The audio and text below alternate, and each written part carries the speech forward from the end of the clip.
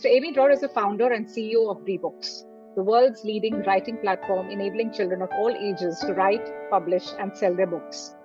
As a father of 3 and as a serial entrepreneur, Amy is passionate about cultivating kids' ability to be innovative. Amy is the chairman of the ICODE Foundation, the world's largest coding championship. And prior to Books, Amy also founded Leap Learner, the world's largest coding education company.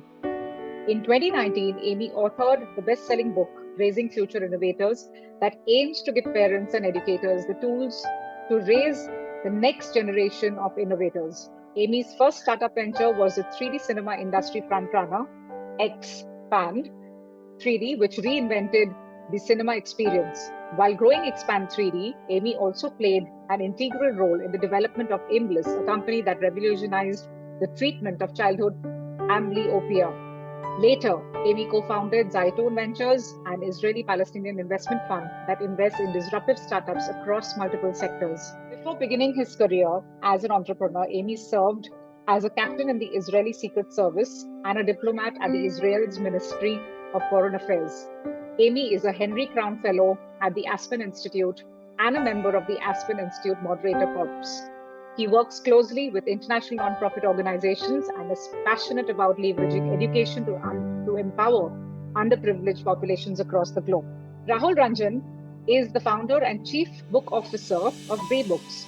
Trained as a tech and management professional and a teacher both at heart and in practice, Rahul initiated his entrepreneurial journey in the realm of education and technology with his first startup at 19 at the National Institute of Technology, NIT Bhopal. Rahul is a fellow of the inaugural Teach for India program and spent 2 years as a full-time classroom teacher in underserved schools in Mumbai. His entrepreneurial endeavors extend from early childhood education and care through tech and brick education to AI and EdTech startup sphere. Rahul co-founded the Sunshine Education Foundation and serves as a trustee. This foundation provides high-quality education to over 1,200 students from underserved communities operating across 2 campuses in New Delhi and Uttar Pradesh, India. The idea is to get a perspective from each of them on how they look at creating inclusivity in each of their societies. Welcome, Amy, and welcome, Rahul. It's such a pleasure to have you both on a Sunday morning having this chit-chat with me. It doesn't have to be SMA related, like I said, though it's a SMAART campaign. It's the August month, which is known as the SMA Awareness Month all over. I being an SMA parent, but please feel free to express your views. So I'll actually give you 2 examples from my life, which might open the Israeli aspect and the international aspect. So, as you know, Israeli kids, when they are 18, they go to the army for 2 years or 3 years. But many of them choose to volunteer for 1 year before. So my daughter Michal, actually in 3 days, she will start to volunteer for 1 year in a nonprofit called Garim, which means challenges. And what Garim does for the last 20 years, they spend their time with kids and adults with disabilities, and they take them to do extreme sports. We'll go snapping, sailing, diving, cycling. And this organization is quite remarkable. So for the next year, she will be only spending it with kids, like pretty much. And they will try to do things that people let's call them are healthy normally cannot do because they will go like extreme sailing. And the reason is behind it. But by the way, it started with adults that were paralyzed, and but the goal is that there's like multiple levels. But one of it is that it's seen by the public, like you can see it everywhere. So it's normalizing this, and then for the people that are experiencing it, you take them from a level to I can do this to I'll try to do it, that I will do things that other people cannot do, which is quite remarkable. And then of course for people, for like my daughter, like Michal, is that you get a broader understanding of what does it mean to have like a permanent challenge in your life and to overcome the challenge every day. Absolutely. So this is one story from Israel that I can speak more about it if you want. Like you rightly said, it begins at a very young age, right? This exposure needs to start at a very young age. Otherwise, it's so difficult to inculcate into a grown-up, that sense of adjustment and empathy towards another person with challenges, and and vice versa, because even people with challenges need to know how to socially adjust and adapt to normal people, so-called normal people. I want to add to what the example that Amy gave. I think as a country, the Gen Z is way more adaptive, is way more empathetic towards other humans who have special needs or differentiated needs. Very, very hopeful from the inside that there would be an entrepreneur who comes out and says that this is something that I can do as a startup for social impact. It's already happening. I'm not sure if you've heard of Mithi Cafe. Oh yes, I've heard of.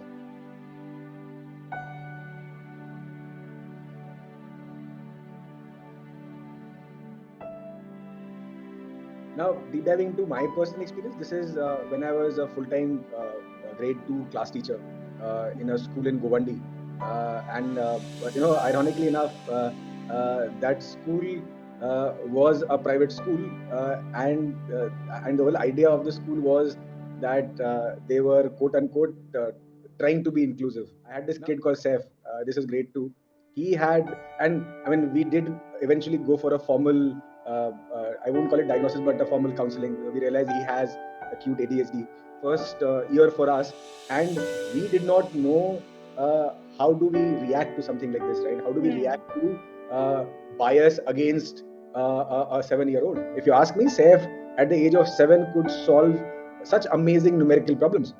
This year, I think he would enter into a math program at undergrad level, right? So he's gone.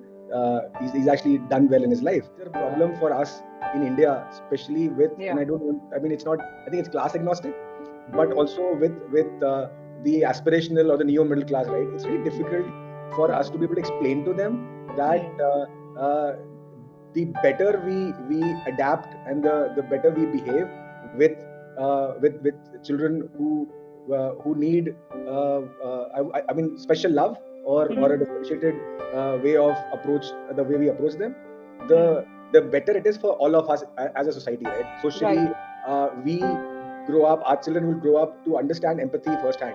I'm sure you both would have always wondered, why did I come all the way, and why did I put myself in care through it? The reason we did that was not because of the award, was not because of trying to bag a prize or anything, but to expose care into that social environment, that go ahead and show the world that people with an adversity can reach that stage, right?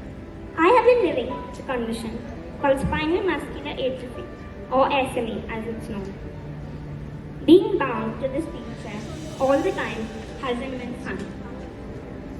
Wish I too could stand, walk and run like others, instead of being told it's not possible. What really happened after that, which is when she was on stage and her speech, I think what it did was, I don't think people then looked at her in any different light. People looked at her and her story and the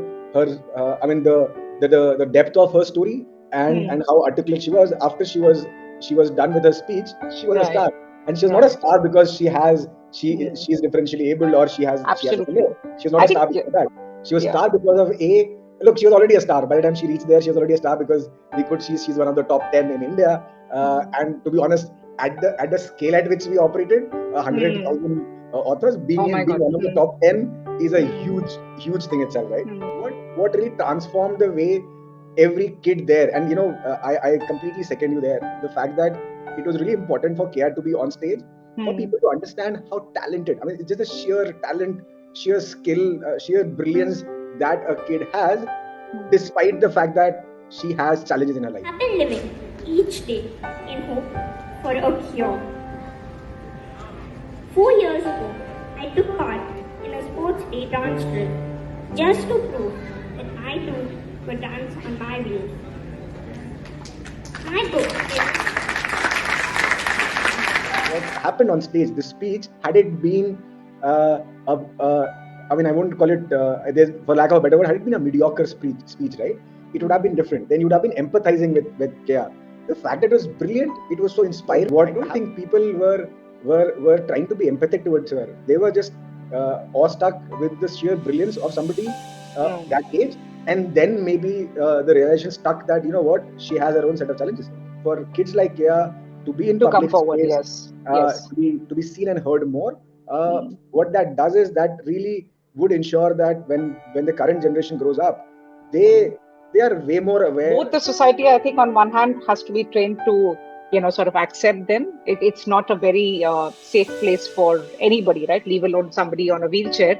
It's not safe for a normal person. On the other hand, children like them, when they grow up, they need to know how to exist in this environment, right? It's a jungle, and they always say it's always the survival of the fittest. So does fittest mean physically, or does it mean mentally? I think it's more of a mental survival at the end of the day for everybody, even those who are physically able. In each of your workplaces, in what you do in your lives, what kind of a change maker are each of you?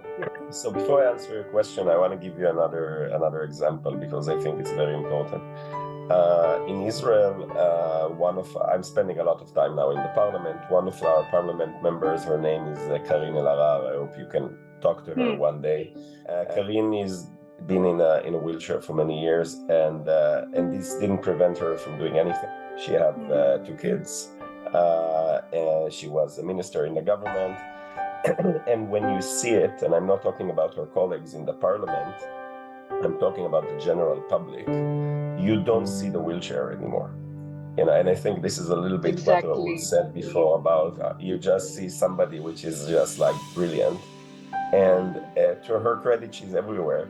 The best example that I remember about her was that in 2021, she was the Israeli Minister of the Environment, and there was the United Nations conference in Glasgow.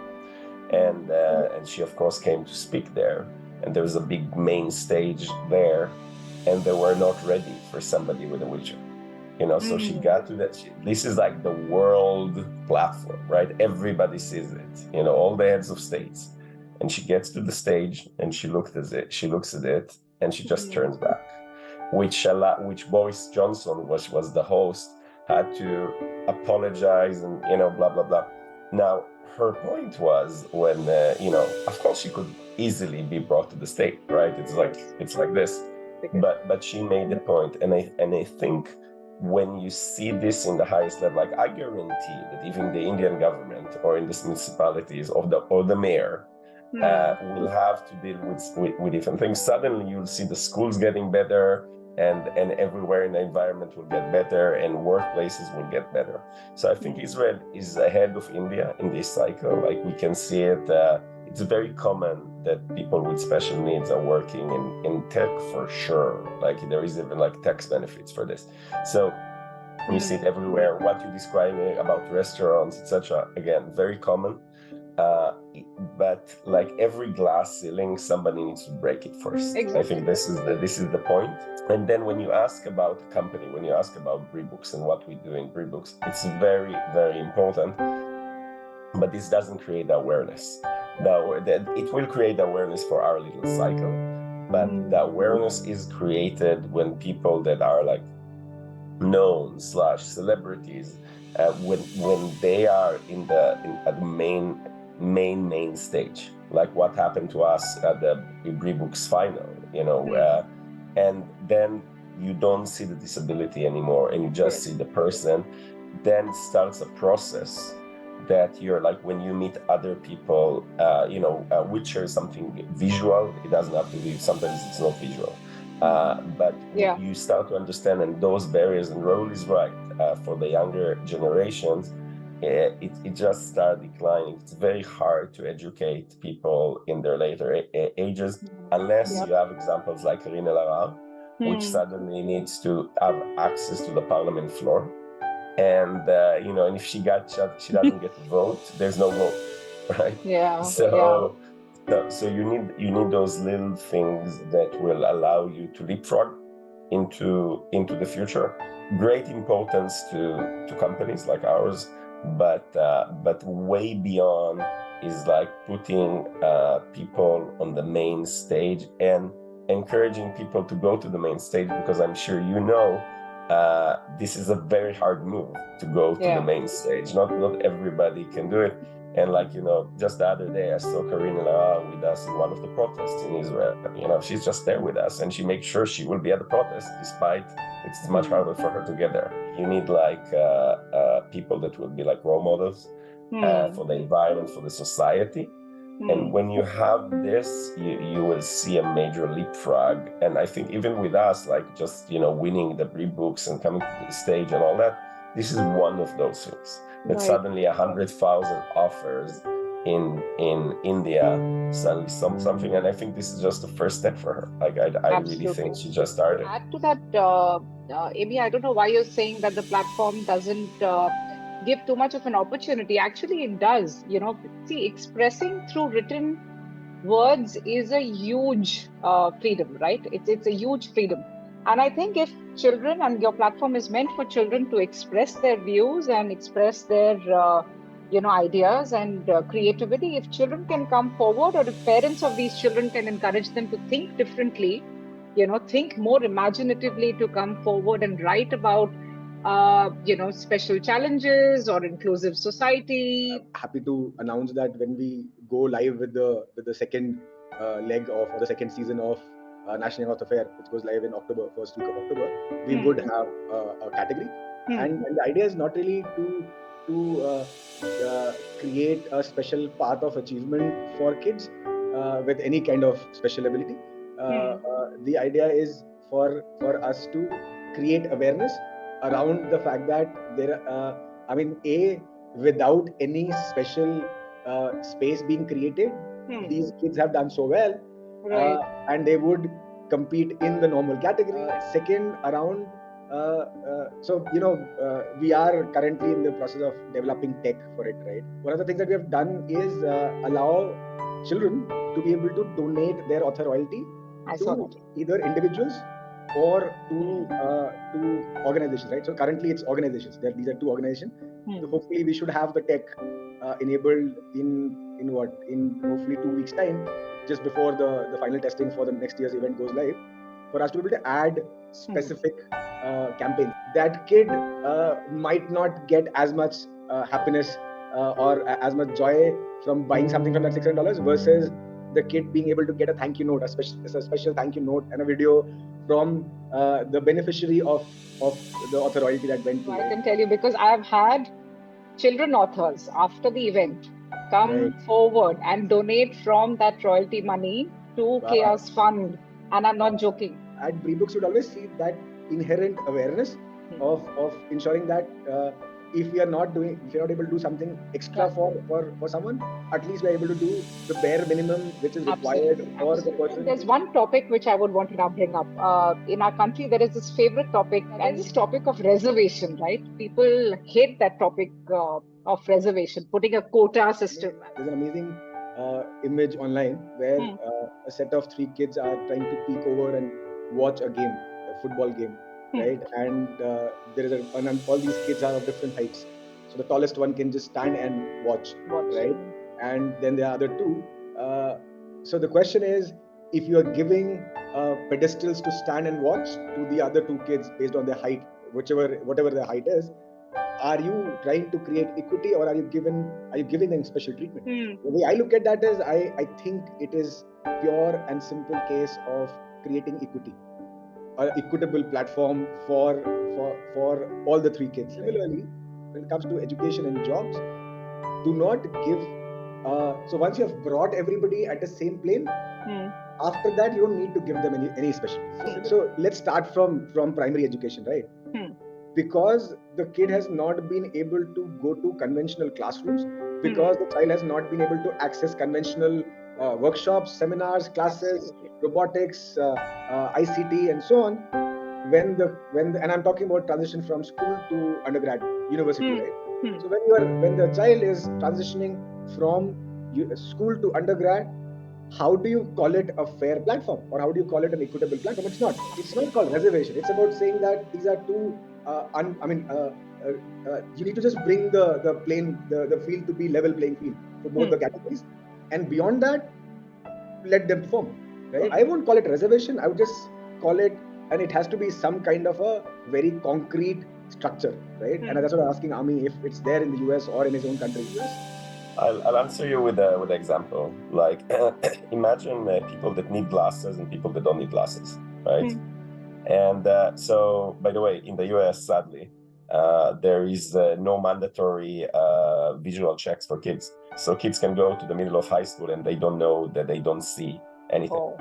You know, and then like only if somebody actually decides to check their vision, they understand that they need glasses. Somebody supplies them with the glasses. You probably don't see it in New York, but it's a huge problem in the US. Now, it's very clear that if you go to school and you cannot see what the teacher is writing, you are left behind, right? Would you create a special quotas in school for kids with glasses? No, just give them glasses, right? So for me, it's the same thing. It's just like you need to create a platform that people, every person, will have the same access, right? And then based on that, you will have somebody which is like just brilliant and talented, and this person will become whatever.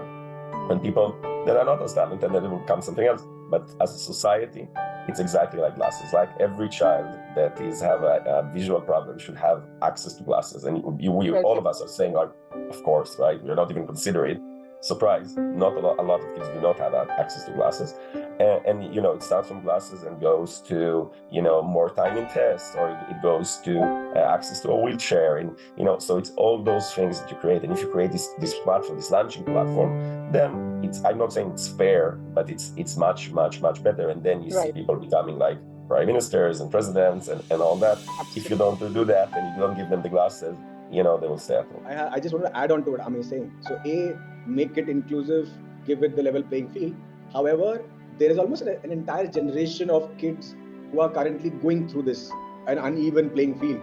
For them, create a specific, I wouldn't call it quota. Quota is a really unfair word, but create some kind of an opportunity. Eventually, if I had to put it in a nutshell, where does one begin? Does it begin with one person breaking that glass ceiling, or maybe all of us at different levels starting to poke that glass ceiling and trying to make that little better for people in each of our environments, right? Because it happens together at different planes, at different parallels. Maybe then something positive or holistic starts to be more visible, right? Expecting just the government to step in, or just an administration to step in, or some people in authority to step in alone, it's not going to happen. I think individuals have to work together. Parents in tandem with people like you, people in authority, people who are policymakers, etc. So if in the past, like 100 years ago, in order to make a living in the world, you had to be a farmer, and a farmer in a wheelchair is right? In order to be an author or a software developer, you need a brain and fingers. One of the things that we are lucky to be part of is to be part of this space where we can like literally highlight the brain. And I think you will see it more and more with rebooks, that people will speak about like they will have the ability to speak, by the way, and this is not just a wheelchair, it's like many other things, right? They will be more exposed to the world. And I think the more you are exposed to people, other people, different countries, different colors, different height, different whatever, it makes you a much better person. Absolutely. And I think this is a very clear goal for rebooks, and it was there from day one. To all parents of children with special needs, if your child is able to think, is able to visualize, is creative from within, has creative writing skills, can use a pen or a laptop, it's a beautiful medium. I think what Rebooks has created for children is of all kinds, right? It's created a level playing field to express, to start penning down and start sensitizing themselves to their thoughts and how to express. And then the world is is a stage, and the sky's the limit, as they say. So, Rahul and Amy, thank you so much for giving me and my child, that brilliant platform.